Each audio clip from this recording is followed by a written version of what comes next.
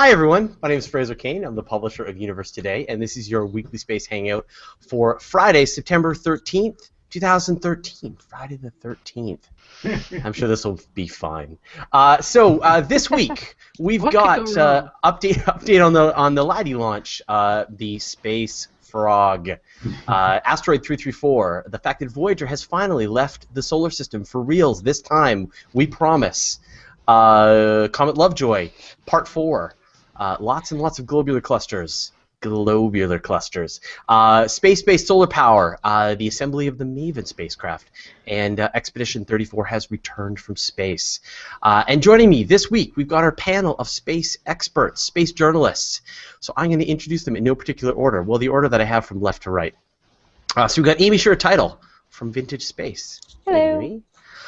We've got Brian Wang, who is a new member to the Weekly Space Hangout and is having some technical difficulties, so he'll come and go. But Brian is the publisher of Next Big Future, which is an awesome website, and Brian also is the person who manages the Carnival of Space and sort of took it over for me when I was too busy and too disorganized to handle something of that level of competency. So Brian has been running it tirelessly for years now, and he's awesome. So, but hopefully he can make it back in, and he's got a really cool story for us as well. So, we've got David Dickinson.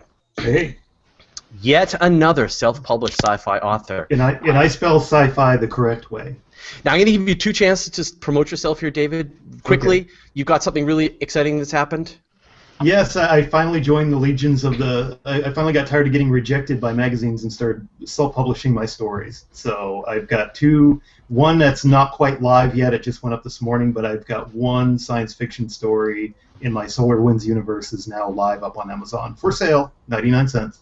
And where do we... at Amazon. So search for your name. What's the name of the... The story is called Solar Winds Scorpius Cell. So...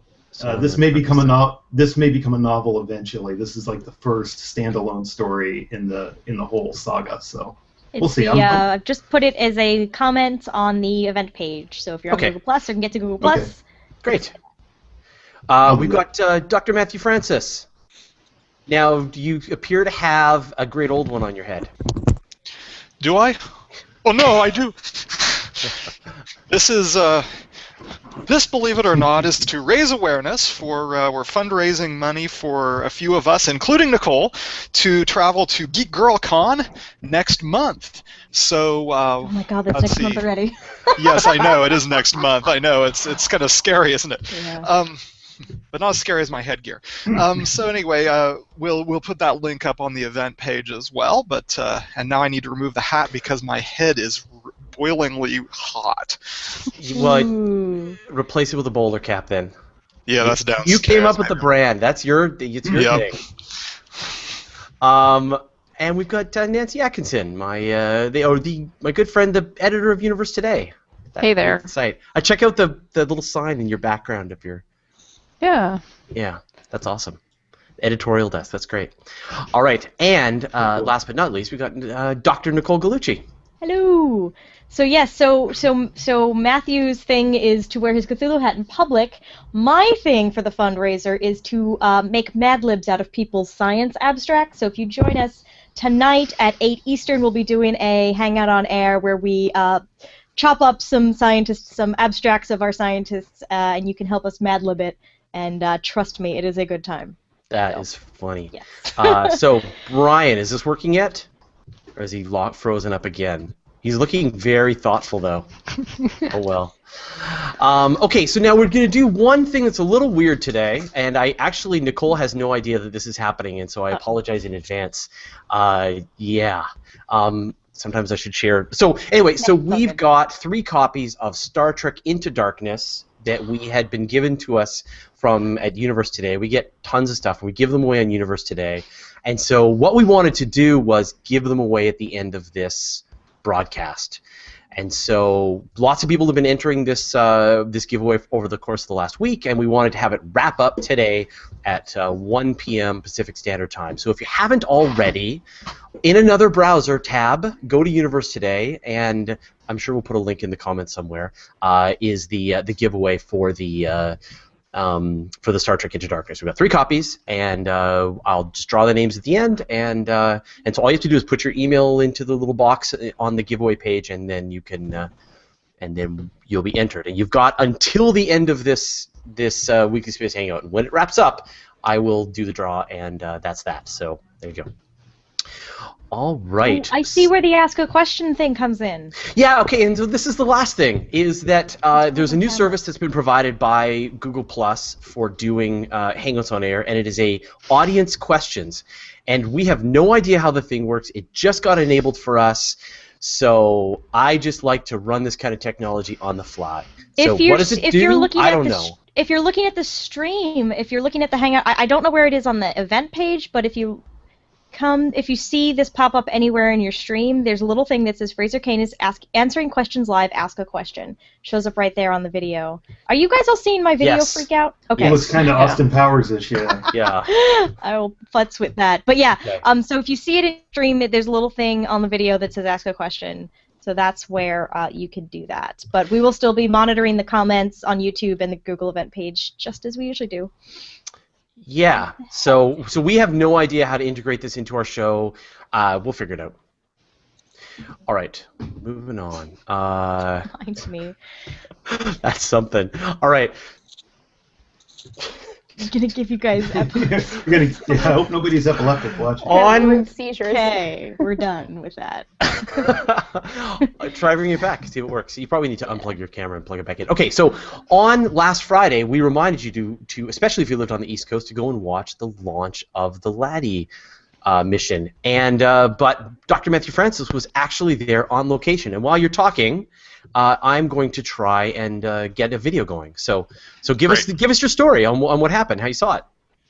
Well, it happens to be the first rocket launched to the moon from NASA's Wallops Island flight facility in Virginia, which for me is relatively close by, only about 3.5 hour drive for me, which is given. Driving to Florida has been beyond my means, so I absolutely had to go see this. And it's a new rocket, well, newish recycled parts rocket made from an old ICBM. I think this is a editorial comment, a much better use for it than war. But it's a 5-stage rocket, and everything went flawlessly. The rocket went at roughly 11:30 p.m. on last Friday night, and a bunch of us sat on bleachers like a high school football game and watched it go. And it was a great amount of fun. But it contains the Lunar Atmosphere and Dust Environment Explorer, LADEE, and it is pronounced LADEE arbitrarily rather than LADEE. Don't ask me why. And Fraser has the video up. It was There were some outstanding pictures. It looked like everybody on the East Coast had clear skies all the way up through to Rhode Island. So. Yes, there were some very clear ones from New York City, and I'm not sure if South Carolina saw, but certainly there were some pictures from North Carolina, which was really awesome. It felt weird in Florida to actually sit this one out and not see it, because we're used to just seeing launches all the time. Greedy. Aw, poor you. So greedy. I had to watch it on the net. Aww. Yeah, for once we get a rocket launch and you're the one complaining about it. We are spoiled, yeah, because we just, sometimes we just let them go and not even bother because we see them all the time. But. Oh. Yeah, this was so great for people getting reports from people there in was New a York stage, City seeing it. It was like a 5-stage rocket, wasn't it? Yes. Yeah, so there goes a stage that just went. Yeah, we could clearly see the firing of the second stage and the firing of the third stage. The other stages were beyond the horizon, but yeah, we could see the brief coast stage as well. So it was again incredible, and every time this stage would fire, everybody cheered. Amy, did you see it down where you were? No, I didn't. Not only Okay. did we not have a clear horizon, but I was definitely asleep. Oh, okay. It was Yeah, pretty I'm low a for you morning guys. person. I can't Yeah. stay up till like midnight. Yeah, Aw. I'm lame. I'm sorry, guys. Yeah, I wouldn't have been able to see it anyways. I think a 5-degree inclination It is was pretty low. Yeah, really low to the like horizon. not over any of the buildings near us. I just couldn't drive out. So. So the ones I know, the people I know Everything. who saw it in North Carolina had to go up on top of buildings. So what's next for this mission then? What's going to happen? Well, they are currently, let's see, and I got to check the timeline, but they are preparing for the burn to actually take them to the moon. Is that right? They haven't actually fired the main engine But it's a yet. really long mission. It's a really long transfer orbit to the moon. It's going to take like 27 days, right? Well, that's because of the trajectory they want to do. First of all, they want the orbit of the Earth is to get it into position for the type of orbit they're going to send it to the moon. They are wanting to fly over a significant portion of the moon, including towards the polar regions. So they're doing kind of an odd orbit compared to what they might be doing if they were doing a straight shot. Let me see if when we switch over to somebody else, I'll see if I can find the trajectory, or somebody else Sure. can do it while I'm Okay. talking. Okay. But it is kind of an unusual target, and of course, eventually, they're going to want to bring LADEE in very close to the surface of the moon. It's a much lower orbit, and to maintain that, they have to basically be burning the engines a lot more, which is part of the reason why the mission is only going to be about 100 days. So it's going to be flying, skimming over the surface of the moon to try to sample as much of the dust and what passes for an atmosphere on the moon as they can. Yeah.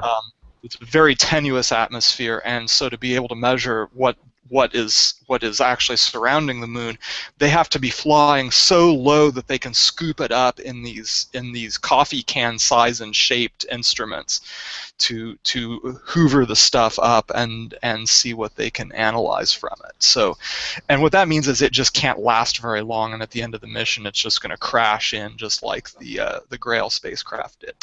So let's we will switch to somebody else right now, which I think we're going to talk with Nancy, and we're going to talk about the space frog. Yeah, this is an image that basically is something that you just can't believe really exists. It's a picture of a frog during the launch that got launched. Obviously, it was sitting there near the launch pad, and it just got launched when the Minotaur 5 rocket fired its engines. So. Now someone had tweeted a link to this picture, and I think it showed up on Reddit, but you got your hands on it pretty quickly, and we had a really hard time verifying that it was real. Right. Yeah, I had seen it on on Reddit and Imager, and there is no authorship given there. There's no info on who took the image, and we're kind of meticulous on Universe Today about making sure that we give credit to the authors and the photographers and that kind of thing. And I didn't want to post if I didn't have permission, if it wasn't a NASA image, that kind of thing. And it actually took a while to figure out where this image came from, and because NASA did not post it on the NASA HQ Flickr stream, or they had a special Flickr stream for the LADEE launch, and they didn't have it on any official page for a while, and so I couldn't verify it. So I contacted a few different people and wasn't getting replies. Finally, I posted something on Google Plus saying, does anybody know anything about this image? And a guy from Goddard Space Flight Center, Carl Hill, I'll mention his name, contacted or got me in touch with the people at Wallops, and they verified that, yeah, this is a real picture. It's not a shop job. And so we posted it, and it pretty much went viral after that. And then to give NASA credit, they then posted it and verified it 100% on their website that it was a real picture. kind of think that they didn't post it originally because I think they were worried about maybe some PR problems with animal rights activists or something. But once they realized it was out there and they couldn't do anything about it, they took it and ran with it. In fact, I think they came up with the best headline of anybody: "Frog photobomb." So. Yeah. We've got a couple people in the comments concerned about the welfare of the frog, and I Well, don't think it's clear what happened to it. It may have suffered the same fate as Brian the Bat, which was attached to some launch or another. I can't remember. There's got to be a video of picked that up. somewhere. That's got to be a still out of a video, you would think. It's probably really quick. He's only in 1 or 2 frames, but I kind of wonder. So we got a question from the question machine, and it has said, has anyone even considered that this might not be a frog? Maybe it's an alien species just keeping a close eye on our space programs. This is from Katharina Saville. Possible, probable. The possible, probable. Well, you know what? Somebody did an animated GIF of that it actually later on a parachute came out and that kind of thing. So it was really cute. Yeah. Have you One seen? of the NASA guys tweeted that. Now, this isn't the first time that wildlife has interacted with the space program, right? I mean, there's Space Bat. Yeah, Brian we the mentioned Bat. Brian the Bat, and of course that was officially named by Ian O'Neill, and then he also just named the space frog to Frank the Frog. But just today, for anybody who's concerned about the welfare of the frog has started tweeting, so we know he's okay. There was a shuttle launch a few years ago that there was a spider on the camera lens, and it looked like kind of like one of the old Godzilla movies where the spider was climbing up the orbiter, kind of. Right. Yeah. I remember that one. I want to show you a picture that I love of Brian the Bat. Let me just see if I can find this one here. Oh, and while we're on this subject, there was a fairly substantial brush fire from the rocket launch. Oh wow. Oh wow. Yeah, it's after the rocket was airborne, we noticed that there was the glow on the ground was continuing. And so they rushed all the fire engines over there and put it out, but evidently that is a fairly normal thing to happen. Well, just you light the environment on fire. Antares is launching from Wallops next week to the ISS too, so maybe the frog will make an encore appearance. Who knows? Sure. Okay. Yeah, expect lots of photoshops. Yeah. Okay, so let's talk about the other big story. I would have to say, well, let's talk about asteroid 334, David. Yeah, so we're going to get a visitation from a really big asteroid. Close is kind of relative with this one because it's still going to be 0.81 AU from us, so it's still going to be quite a ways away. But what's unique about this, earlier today, 324 Bamberga reached opposition. And it's on a 4-year orbit, but it reaches a favorable opposition once every 22 years. It's roughly in a 5-to-1 resonance with us. This is one of the few large number asteroids that you can actually see with binoculars. I've been tracking it this week. It's about 8th magnitude moving through Pisces right now. It was found back in the 1890s by Johann Palisa, who found over 100 asteroids visually. And it's interesting that this one, the only other high number asteroids you can ever track with binoculars are 433 Eros, 47179 Tutatis, and I think those are about it for the asteroids that are over 100. Now, I know you can see Vesta and Ceres with the naked eye, but they never come that close. They never come. 0.8 AU is still, it's about 80% of the distance from here to the sun. But this asteroid is 230 kilometers in size, and it's interesting to track. We won't see this one again. I remember when there was a big deal when it came around 1991, and we won't see it again until 2035. So if we're writing cyberblogging, have our heads in the jar, whatever we're doing, and by 2035 we'll be able to write about 324 Bamberga again. And I mean, they say it's coming close, but it's not going to be that close. It's not like within lunar distance close, but this is notable because it's a high-numbered asteroid, and it's a large, like, a little smaller than Pallas and Juno, but all those have low numbers because they were discovered early on. Ceres was found on New Year's Day in the first century of the first day of the 19th century in 1801. So it took them nearly 90 years before they found 324 Bamberga. They found 323 asteroids before they found this one. And something I didn't know till I started researching this, as a friend of mine turned me on to this. For visual asteroid discoveries, more asteroids are discovered in September than any other month, nearly twice the number statistically, saying that of the first 1,940 visual asteroids discovered, 344 of them were found in September. It took me a little bit of puzzling to figure out why that was. Turns out that when they're searching for asteroids visually, they're usually looking at the opposition point. It's the point that's opposite to the sun, because they're looking for asteroids that just happen to be coming into opposition at that time.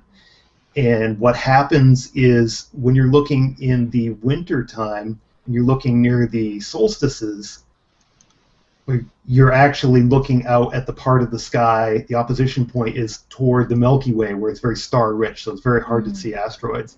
Right now, as we're approaching the equinoxes, you're looking out toward Pisces when you're looking at the opposition point. So you're more likely to see the area is less star-rich out in that direction. So right around the March and September equinoxes are generally when you might see it. You're looking out away from the plane of the galaxy. So I didn't know that about September, that it was special for that, but it was kind of interesting. So is that when I assume they're looking along the ecliptic then? Yes, they're looking along. So it's when the ecliptic is furthest away from the Milky Way. Yeah, they're looking along at the anti-solar point. I didn't know for visual asteroid discoveries that that was their hunting strategy traditionally, was that they would look out toward where there would be asteroids reaching opposition, hoping to sweep them up.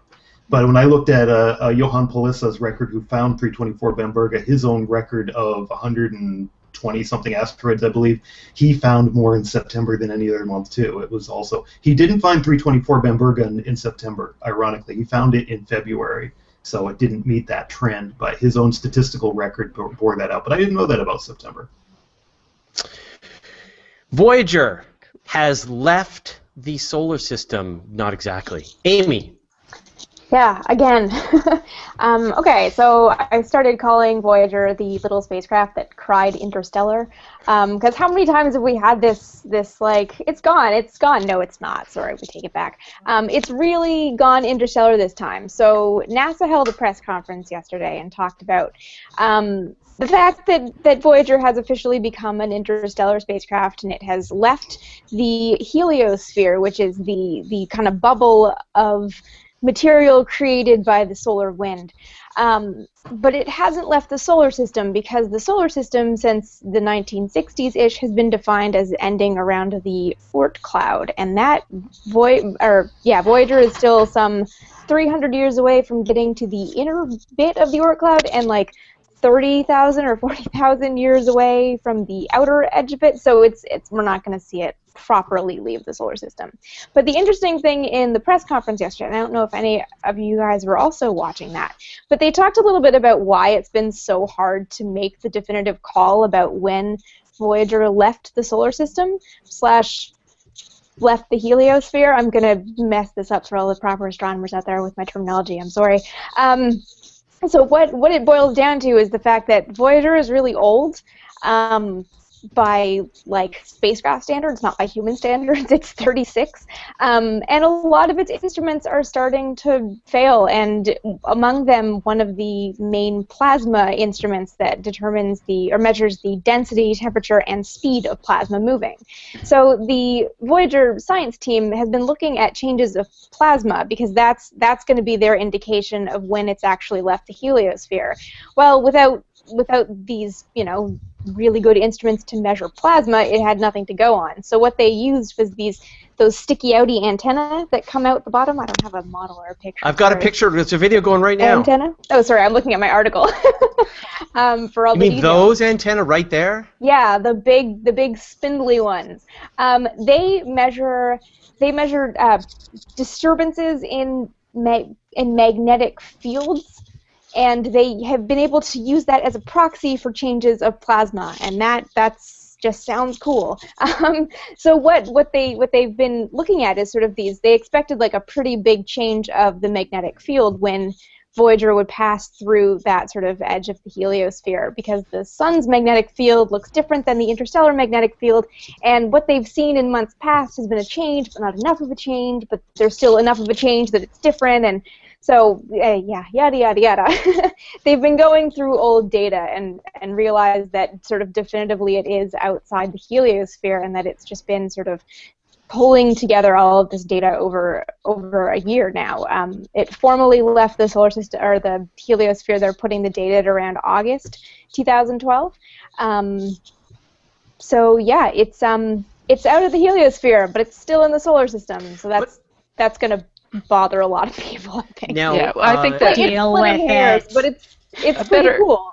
a better way to say it might be that it's in interstellar space, but it's still Yes. in our solar system. Yes, it hasn't left the area where the sun's material has its influence, and it's still mainly tied to the sun in terms of all that, and it won't sciencey, for physicsy about stuff. 10,000 years. Yeah, I think they said 40,000. In 40,000 years, it will be closer to the nearest star, which is AC plus 793888, than it is to our sun. So we've got a while before it stops being sort of a solar object, if you will.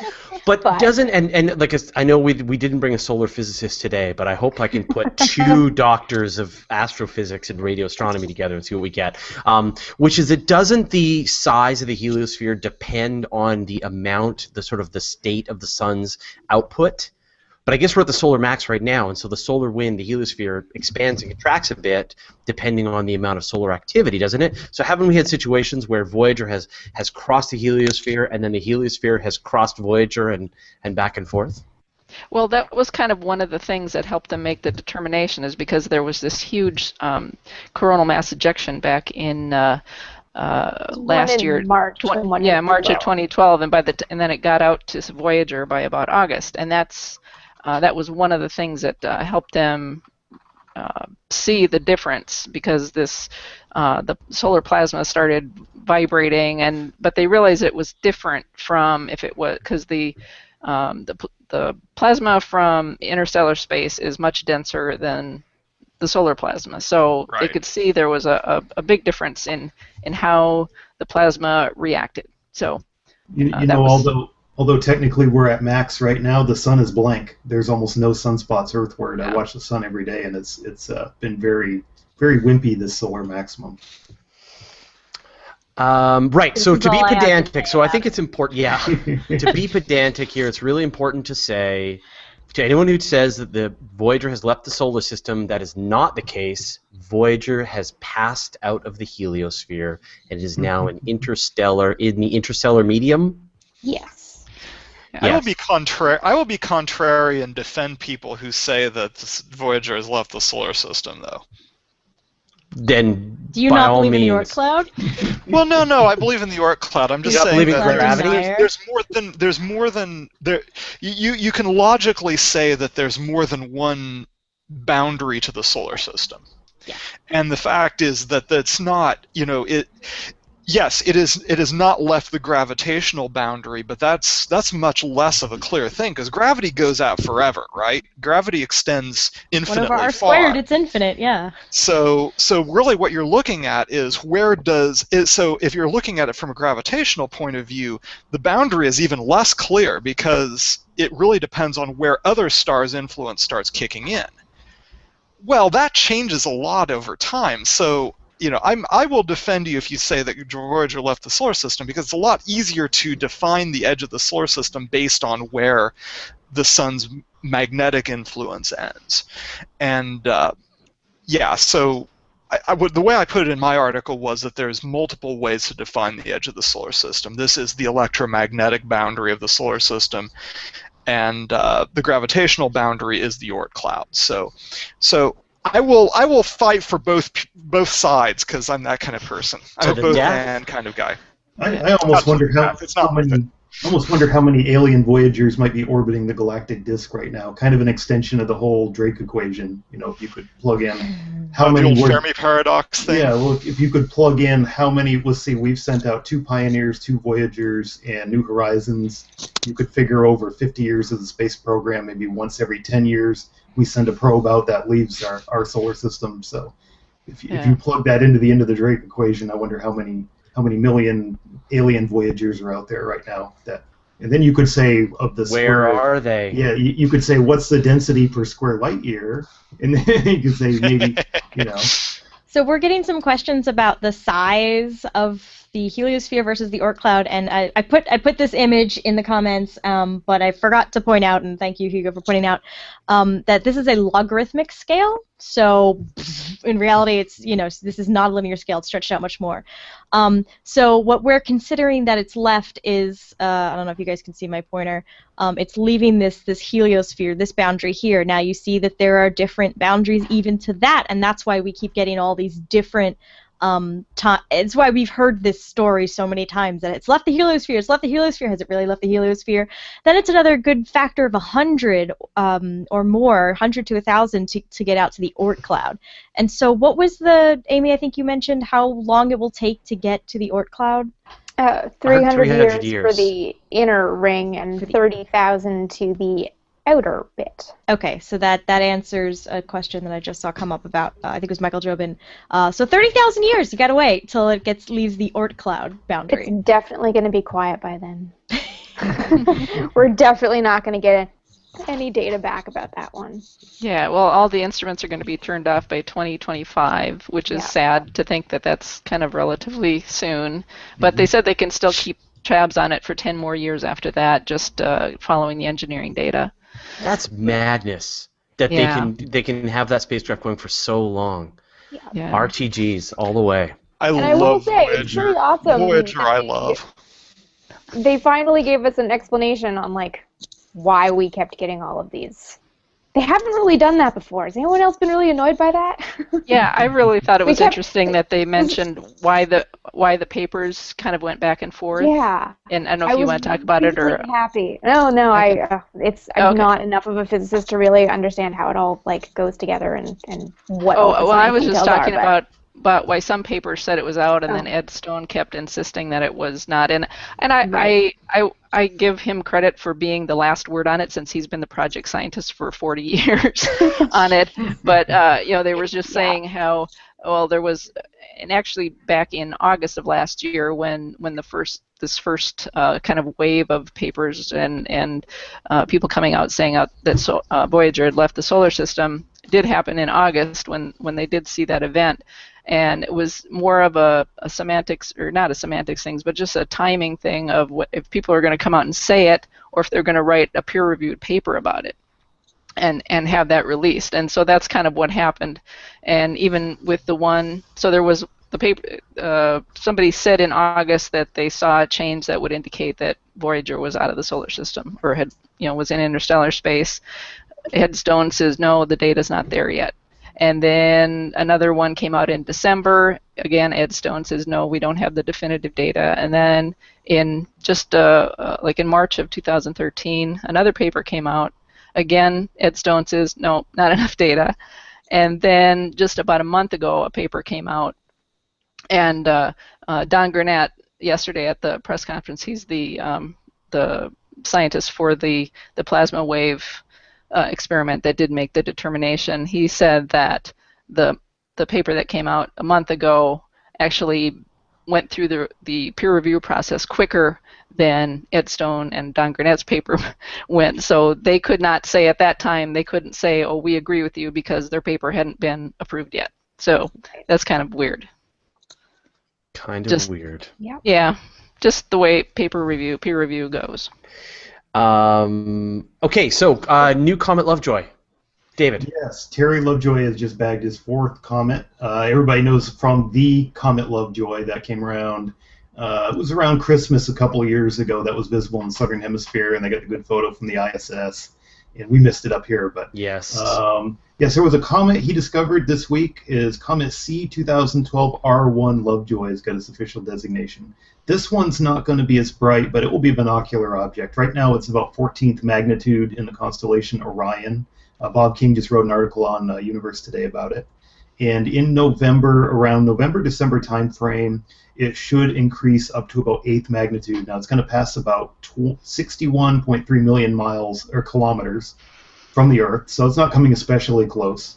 But it'll be but anytime a comet gets above 10th magnitude, it usually piques my interest. That's the first thing I'm looking at when I see a new comet discovery, is the trajectory, how far away it was discovered, because one of the things with Comet Ison was we were seeing a comet relatively bright far away, so we knew it was a big object coming in. And it was also not technically a sun grazer. I know there's a lot of arguments about sun grazer, not sun grazer, but it was coming close to the sun, let's say that. Because I know on the message boards there's a lot of, well, it's not technically, it's not a Kreutz group sun grazer, but so this one will be an interesting one to see. We get a couple of these a year, binocular comets. They're not uncommon to see, about up toward half a dozen or so that come through, either for northern or southern hemisphere. I say binocular, I always consider about 10th magnitude to be of interest.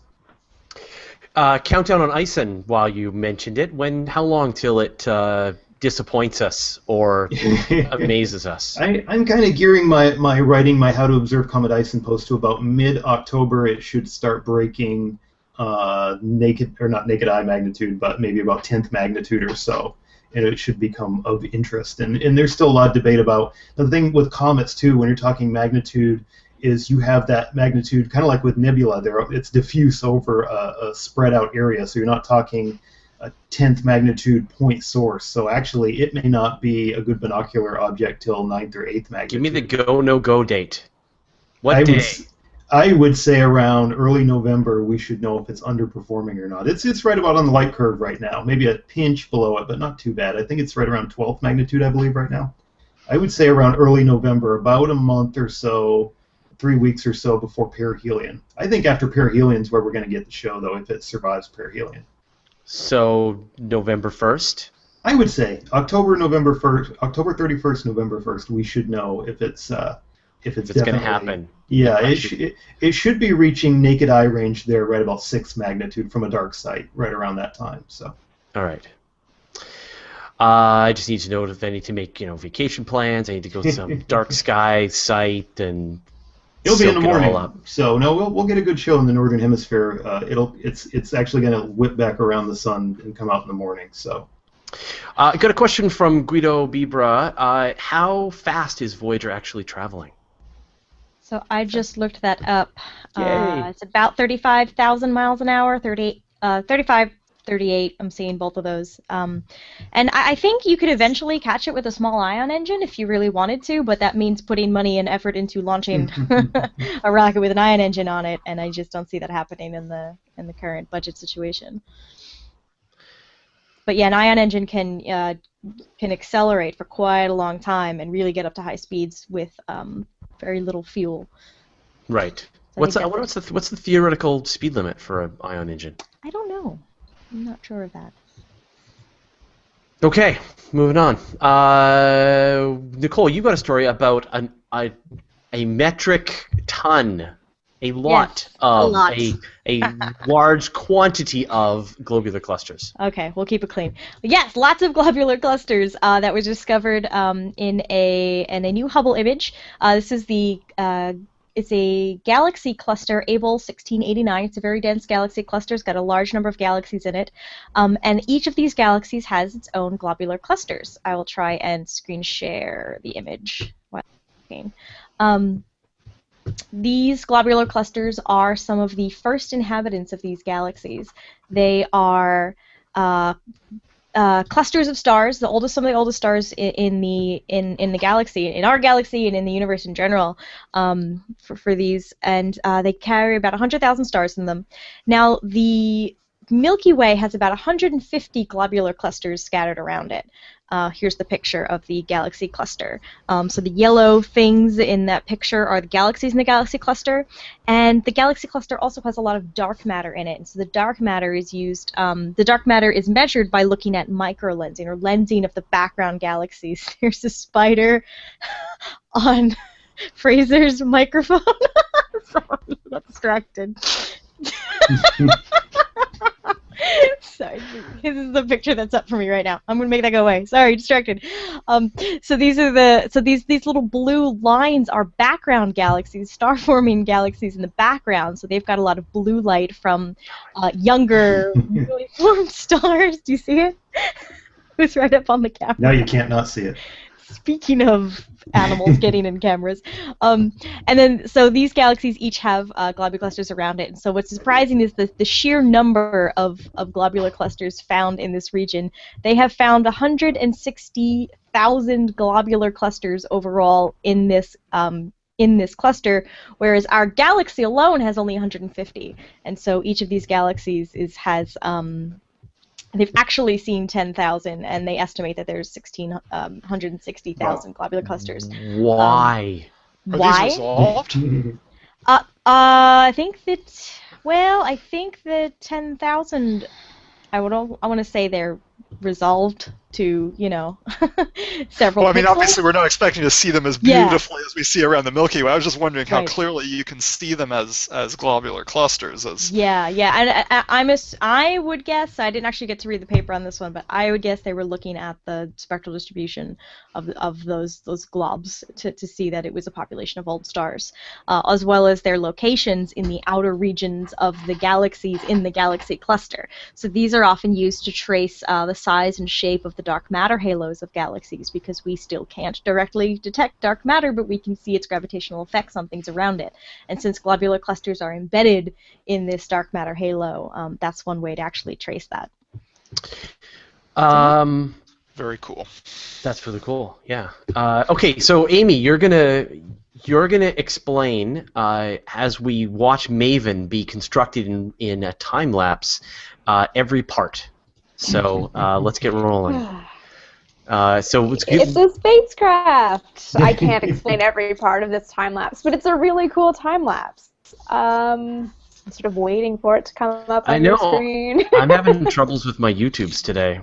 No. So this, in the meantime, here's my Maven patch that I got in Boulder. This is what it looks like, everyone. Well, you were there, right? Yes, I was there. I had the flu most of the weekend, but I was there, and it was very, very interesting. There we go. David was there too. Oh, were you? Made me grab mine. Oh, right. This sucks. Sorry about that. About 25% of YouTube videos don't work for me. Darn it, because it is really cool. I have that problem too. What is it? It's about 10 minutes long. It's a time lapse of so the Maven spacecraft, which is the Mars atmosphere. I always have to look at the thing. The Mars Atmosphere and Volatile Evolution mission, which is an astronomy mission looking at the atmosphere of Mars and how it's evolved over time and all kinds of really awesome, weird, obscure science. It's being built at Lockheed Martin, and they have just had a stationary camera on the spacecraft as it's been constructed, and they put it together in this 10-minute time lapse. Nicole, can you bring this up? Cool. My YouTube is. Oh, did you send the link? No, well, I can send you the link. I mean, Amy is doing an amazing and highly professional job of attempting to talk about something that doesn't exist. It's not there. And I really think for that she gets a huge props. Oh, here we go. Gold star. Yes, I collect gold stars. I will probably. There's no sound, right? Because I don't think I can do sound. There is sound, but it's just music. So imagine a jazz track, everybody. Oh, there it goes. Yeah, it's kind of neat. It's a little bit. I mean, it's a little bit long. You got to kind of settle in to watch it, but it's kind of neat to watch this thing come together. That does not surprise me. Oh, and now I borked it. All you ADD people here. So there, what? I mean, there. I'm going to use this. I don't have a picture of it handy, and I yeah. always screw up the screen shares. But this is like this little bit is the main spacecraft, and these things out the side are the solar panels. So you're looking at, in that video, the sort of main meat of it getting put together. And there are pictures on the Maven website, which I can try to find right now, of it fully constructed and with the solar panel. There's actually a really cool video of the solar panel deploying, like test deploying. It's really neat. The thing is massive. It's the size of a school bus, which, I don't know, that's just big.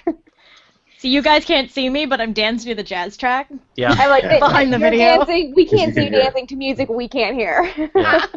Here. Yeah. Coming so through? you're both doing it. Oh, they're both playing it. Maybe the launch is on November 18th. I hope to be there. Mine's better. Yeah, there's a week-long launch window beginning on the 17th or 18th. Yeah, the 18th? 18th is Yeah. the first day of the window. And there's India's trying to launch a mission a few weeks prior. There's 2 missions this Mars window that are trying to go. So Yeah. we had 2 last window too. Was MSL and Phobos Grunt, which one made it and one didn't. So Yeah. I don't want to play favorites, but I really want to see Maven get there, so I really hope it works. Yeah. It'd be Yeah, cool this if India got theirs. They've never been. This would be their first interplanetary mission if they do it. So I hope they both make it. Yeah. Yeah, we wanted as many scientific instruments as possible working, because a lot of times they're complementary in their abilities. India's, I was reading about too. They did a press release on it. I was interested. Their orbiter is actually going to target the whole methane question, the issue of is there or isn't there. So that's kind of Mars cows, yeah. Yeah. Okay, so I think our last Secret story of dairy the day, farm on Mars. the last story, is going to be this Expedition 36 is returned to Earth. Yeah, and Nicole, if you can stop dancing just for a minute, you can share the cool picture. Having fun. Hang on. Wednesday Nicole, morning. you are erasing every bit of professional integrity that Amy delivered so Woo! well. So Come on now. you described a Work with me, time Nicole. lapse, Amy, without even complaining. You're like a machine. All right. Okay, so Wednesday morning, Tuesday night, depending on where you were, the Expedition 36 crew came back from the International Space Station, and NASA photographer Bill Ingalls just nailed this picture of it. I That's mean, something. he must have been in a helicopter right above the Soyuz thrusters were firing just before it slammed into the ground. It's pretty cool. That's awesome. The guys that came home, very interesting. They were doing as soon as they got home, normally they let them sit in those chairs for a while to get acclimated, but they were doing an experiment with these 3 guys when they came home. It's Pavel Vinogradov, Alexander Mazurkin, and then Chris Cassidy from the U.S. And they were going to have them stand up and try to walk around as quickly as possible because they're doing a special experiment on these guys. And Vinogradov is age 60, and he's the oldest guy to ever make the landing in a Soyuz craft. So anyway, so right now on the ISS, we've just got the 3 astronauts, Luca Parmitano from ESA, Karen Nyberg from USA, and Fyodor Yurchurkin from Russia. So they're up there, and then September 25th, we're going to have a launch of a Soyuz, and then it'll go back up to 6 again. So that's the latest from the ISS. It's going to be busy at the ISS because Antares is going out and trying to dock next week too. So yeah, exactly. There's a great website. I think it's how many people are in space right now. I think it's the website, and it'll just tell you the number. So if you just do a search for how many people are in space right now, and it'll say 3, and then it'll say 6. Yep. Cool. Okay. Well, then I guess I think we're wrapped up, and so why don't I do my part here? We have a question on YouTube from Boxing Junior. Do you guys reckon we'll be able to travel to another star in the next 100 years? No. No. Go panel. No. Technologically, yes. Will we have the will to do it? No. No, I think the technology and not with is the people. hurdle. Not with people. What do you mean no, by I think we could send a technology? probe. we would need the old style Antares ships with throwing the atom bombs out the back and accelerate them. But that would take it would take a lot of international will to want to build something like that. Yeah. And I think we could do it with an unmanned probe, but not with humans. Well, and the other issue though is if you go at honestly the tremendous best way to speed. do it. If you go at tremendous speed, if you're going to go if you want to do it within say you want to get to Alpha Centauri, it's 4.37 light years away. You're going to go 10% the speed of light. It's going to take you 40 years just to get there, and you're going 10% of the speed of light through the interstellar medium, which is a very dangerous thing to do. Mm-hmm. Yeah. But if you're hoovering up the atoms and using that as like a ramjet, that's a whole ramjet, different. Yeah, but are you hoovering up the particles that are hitting your spacecraft at 10% the speed of light? So you're going to have to go slower. You're going to have to go make the journey in 100 years. Make the journey in 1,000 years. Humans aren't going to go. It's going to be robots. We got to figure out how to do controlled fusion first and make an engine that could manage to use it. Yeah. But if we really wanted to do a generational send a probe, I think that could be done, but the will just isn't there. So. Yeah, I'd love to see I'd love to see small probes and do a whole bunch of small redundant ones, so it doesn't matter if we lose a couple. Yeah, how small could you? And that's the thing. Like, would you send? How small a probe could you send on a trajectory that could then aerobrake when it reaches some other world? I like when you hold up how small of a probe. How small a probe? Could you be microscopic probes? Just throw a bunch of CubeSats out there. Yeah, No, so I'm thinking- there we go. You could, if you had a bunch of small networked ones. Mm-hmm. Yeah, I'm thinking microscopic. I have no idea. Yeah, really little. And then which says that if we want to look for aliens, we should look for their little tiny probes. They could be here, just microscopic. Yeah, exactly. Okay, so I'm gonna try and do the draw. So if you haven't already, so we've got 1,828 people have entered this draw. So I'm gonna choose the 3 names. All right, and I'm not gonna do the whole thing. So we've got here H.G. Montano. We've got Craig M. Chamberlain and Russian Callie. Gucci. Damn it. And Nicole. Yay! Yay! Are the 3 people that have won our Star Trek Into Darkness DVD Blu-ray giveaway, and so we will pass along those names to the people, and they will send them out shortly. And so we got a ton of giveaways, so we're going to try and queue them up. But there's actually 3 more giveaways on University. They're active right now. They've been throwing stuff at us like crazy. So, and the cool thing is that if you put your name, once you enter the draw once, then you're put on a mailing list where we spam you with giveaway opportunities. So, and so all you have to do is then you get an email, you just click the link, and you're entered in the next giveaway, and then you get your chances to win. So, cool. Well, thanks everybody for joining us. So let's say goodbye to everyone. So, Amy Sure Title, where do we find out more? You can find me, my website, amyshirtail.com, or my blog, Vintage Space, and I'm also at Discovery News, Motherboard, Scientific American, Al Jazeera, others, and Facebook, Twitter as AST Vintage Space, and Google+. And if you had one thing that you really wanted people to go and check out and see, what should they look at right now? Ooh. What thing are you most proud of right now that you really want to log roll?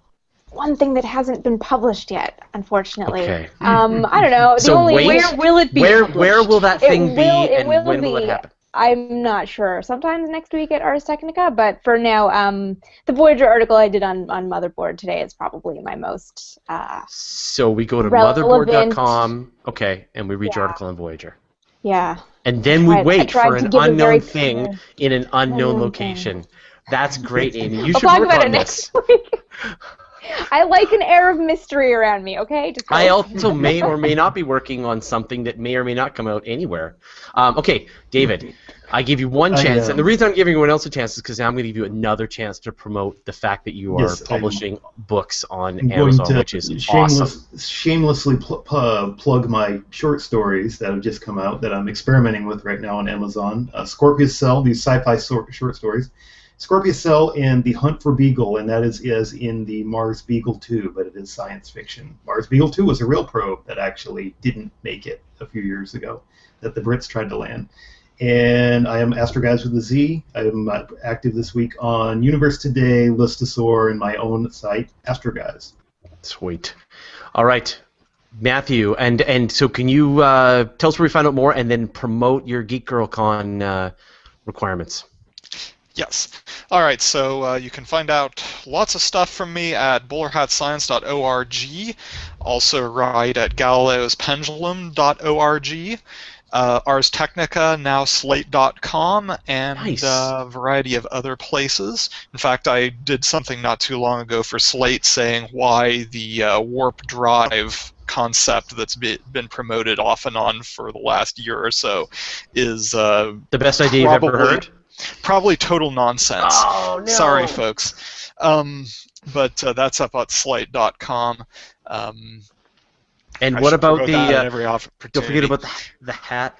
Yes, and so we have, actually you can check this out at Galileo's Pendulum, but there's ability to help send me and Nicole and others to GeekGirlCom in October in Seattle, where we will be bringing do-it-yourself science to convention goers. So, and if you're in the Seattle area or want to attend Geek Girl, actually the tickets may be gone by now. I don't know how that works, if this is like other cons where it vanishes instantly, but No, I don't think so. No, I think okay. it's still. So I'm there still might on be the still a fence. I might chance to attend. go. Yeah. Okay, I may great. attend. So, but if you're going to Geek Girl Con or thinking about going, you can see us there and make craters and do science-y things. Awesome. Nancy Atkinson. You can find me at Universe Today every day. I also am the host of the NASA Lunar Science Institute podcast, soon to become the Survey podcast, Solar System Exploration at Virtual Institute, and what else? Nancy_A at Twitter. And for a shameless plug, I just posted a really gorgeous time lapse from our friend Jack Fusco. It's called Night Sky at the Shore, and it should be on the top of Universe Today if you just go there right now. But it's gorgeous. When do you sleep? When do I sleep? Yeah. Oh, All right, Nicole. Sunday. Oh, hi. I'm Noisy Astronomer on Twitter and on the blogosphere. I work for CosmoQuest, and I'm also, I'm also involved in the Do-It-Yourself Science Zone thing with Matthew. I already have my funding to go through CosmoQuest, so I'm not taking any of the money being raised, but I know there's a lot of awesome people who don't have the funding yet, and so that's what this fundraiser is for. Also to get our materials and all that junk so we can make craters and all crazy stuff. So tonight, 8 p.m. Eastern, 5 p.m. Pacific, we will be doing, check my profile, I have an event up, we'll be doing Mad Libs of some science abstracts, and every time we hit $1,000, we're going to Mad Libs another abstract, so stay tuned for that, it'll be a good time.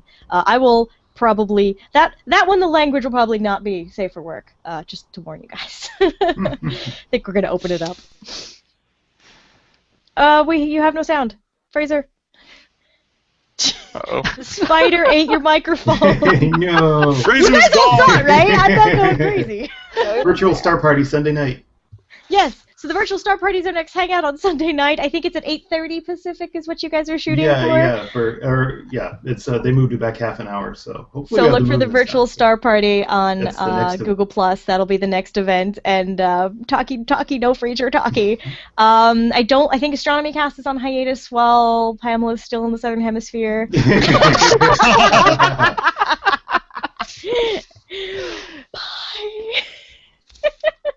All right. Hi everyone, my name is Fraser Cain. I'm the publisher of Universe Today, and this is your weekly space hangout for Friday, September 13th, 2013. Friday the 13th. I'm sure this will be fine. So this week we've got update on the LADEE launch, the Space Frog, Asteroid 334. The fact that Voyager has finally left the solar system for reals this time, we promise. Comet Lovejoy, Part 4. Lots and lots of globular clusters. Space-based solar power, the assembly of the Maven spacecraft, and Expedition 34 has returned from space. And joining me this week, we've got our panel of space experts, space journalists. So I'm going to introduce them in no particular order. Well, the order that I have from left to right. So we've got Amy Sure-Title from Vintage Space. Hello. Amy. We've got Brian Wang, who is a new member to the Weekly Space Hangout and is having some technical difficulties, so he'll come and go. But Brian is the publisher of Next Big Future, which is an awesome website, and Brian also is the person who manages the Carnival of Space and sort of took it over for me when I was too busy and too disorganized to handle something of that level of competency. So Brian has been running it tirelessly for years now, and he's awesome. So, but hopefully he can make it back in, and he's got a really cool story for us as well. So, we've got David Dickinson. Hey. Yet another self-published sci-fi author. And I spell sci-fi the correct way. Now I'm going to give you two chances to just promote yourself here, David. Quickly, okay. You've got something in your background up here. Yeah. Yeah, that's awesome. Editorial desk, that's great. All right, and last but not least, we got Dr. Nicole Gallucci. Hello. So yes, so Matthew's thing is to wear his Cthulhu hat in public. My thing for the fundraiser is to make Mad Libs out of people's science abstracts. So if you join us tonight at 8 Eastern, we'll be doing a Hangout on Air where we chop up some scientists, some abstracts of our scientists, and you can help us Mad Lib it. And trust me, it is a good time. That is funny. Yes. So, Brian, is this working yet? Or is he frozen up again? He's looking very thoughtful, though. Oh, well. Okay, so now we're going to do one thing that's a little weird today, and Nicole has no idea that this is happening, and so I apologize in advance. Yeah. Sometimes I should share. So, anyway, so we've got 3 copies of Star Trek Into Darkness that we had been given to us from at Universe Today. We get tons of stuff, and we give them away on Universe Today. And so what we wanted to do was give them away at the end of this broadcast. And so lots of people have been entering this this giveaway over the course of the last week, and we wanted to have it wrap up today at 1 p.m. Pacific Standard Time. So if you haven't already, in another browser tab, go to Universe Today, and I'm sure we'll put a link in the comments somewhere, is the giveaway for the Star Trek Into Darkness. We've got 3 copies, and I'll just draw the names at the end, and so all you have to do is put your email into the little box on the giveaway page, and then you can something really exciting that's happened. Yes, I finally joined the legions of the. I finally got tired of getting rejected by magazines and started self-publishing my stories. So I've got 2. One that's not quite live yet. It just went up this morning, but I've got 1 science fiction story in my Solar Winds universe is now live up on Amazon for sale, 99 cents. And where do we at Amazon? So search for your name. What's the name of the story? The story is called Solar Winds Scorpius Cell. So this may become a novel eventually. This is like the first standalone story in the whole saga. So we'll see. I've just put it as a comment on the event page. So if you're on Google Plus, you can get to Google Plus. Okay. Great. We've got Dr. Matthew Francis. Now, you appear to have a great old one on your head. Do I? Oh, no, I do. This is, believe it or not, is to raise awareness for, we're fundraising money for a few of us, including Nicole, to travel to Geek Girl Con next month. So, oh my God, that's next month already. Yes, I know, it is next month. I know, it's kind of scary, isn't it? Yeah. But not as scary as my headgear. So anyway, we'll put that link up on the event page as well. But and now I need to remove the hat because my head is boilingly hot. Well, replace it with a bowler cap then. Yeah, that's downstairs. You came up with the brand. It's your thing. And we've got Nancy Atkinson, my good friend, the editor of Universe Today. Hey there. Site. Check out the little sign actually there on location. And while you're talking, I'm going to try and get a video going. So give us your story on what happened, how you saw it. Well, it happens to be the first rocket launched to the moon from NASA's Wallops Island flight facility in Virginia, which for me is relatively close by, only about 3.5 hour drive for me, which is given driving to Florida has been beyond my means, so I absolutely had to go see this. And it's a new rocket, well, newish recycled parts rocket made from an old ICBM. I think this is a editorial comment, a much better use for it than war. But it's a 5-stage rocket, and everything went flawlessly. The rocket went at roughly 11:30 p.m. on last Friday night, and a bunch of us sat on bleachers like a high school football game and watched it go, and it was a great amount of fun. But it contains the Lunar Atmosphere and Dust Environment Explorer, LADEE, and it is pronounced LADEE arbitrarily rather than lady. Don't ask me why. And Fraser has the video up. It was There were some outstanding pictures. It looked like everybody on the East Coast had clear skies all the way up through to Rhode Island. So. Yes, And then you'll be entered, and you've got until the end of this Weekly Space Hangout. And when it wraps up, I will do the draw, and that's that. So there you go. All right. I see where the ask a question thing comes in. Yeah, okay, and so this is the last thing, is that there's a new service that's been provided by Google Plus for doing Hangouts on Air, and it is a audience questions. And we have no idea how the thing works. It just got enabled for us, so I just like to run this kind of technology on the fly.